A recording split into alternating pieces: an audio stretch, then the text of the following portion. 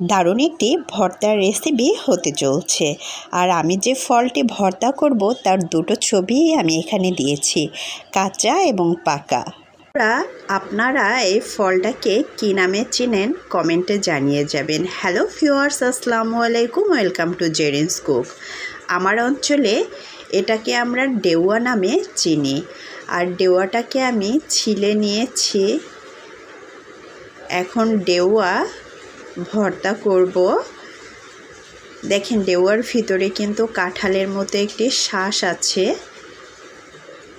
আর খুব ভালো পেকে গেছে। পাকলে কতটা মজা হয়, এটা ভর্তা করেও খাওয়া যায়, এমনিও খাওয়া যায়।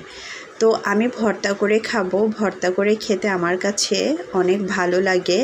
আর আমি আপনাদের আবারও একটু দেখিয়ে দিচ্ছি ডেওয়ার ভিতরের শ্বাসগুলো কেমন হয়।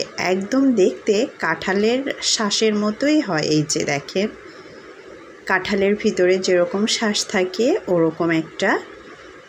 আর ডেওয়া ভর্তা করতে কিন্তু খুব বেশি কিছুর প্রয়োজন হয় না। একটু ঝাল পুড়িয়ে নিলে, সামান্য একটু লবণ, একটু চিনি দিয়ে ভালোভাবে ডেওয়া মাখিয়ে নেওয়া যায়। এখন আমি দেখেন ঝালটা গুঁড়ো করে নিব। স্বাদ অনুযায়ী লবণ অ্যাড করে নিয়েছি। লবণ দিয়ে ঝালটা গুঁড়া করলে খুব দ্রুত গুঁড়ো হয়ে যায়। এটাও কিন্তু একটি টিপস আপনাদের শিখিয়ে দিলাম। আমি স্বাদ বাড়ানোর জন্য একটু চিনি অ্যাড করে নিচ্ছি। চিনিটা আপনাদের স্বাদের উপরে ডিপেন্ড করবে, কম বেশি নিতে পারবেন। আর না দিতে চাইলে দেওয়ার কোনো দরকার নেই। সাথে একটু সরিষার তেল অ্যাড করে নিতে পারেন, কিন্তু আমি সরিষার তেল অ্যাড করিনি। আমি লেবু পাতা অ্যাড করেছি।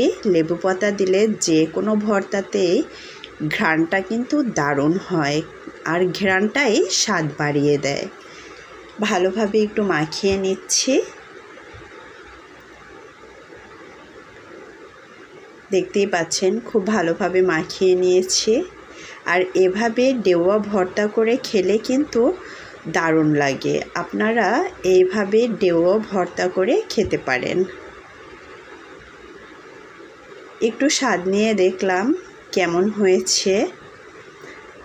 মাশাআল্লাহ, ডেওয়াটা ভর্তা করা হয়ে গেছে। আমার ভিডিওটা যদি আপনাদের কাছে ভালো লেগে থাকে, লাইক, শেয়ার, কমেন্ট করে আমার পেজের সাথে থাকবেন।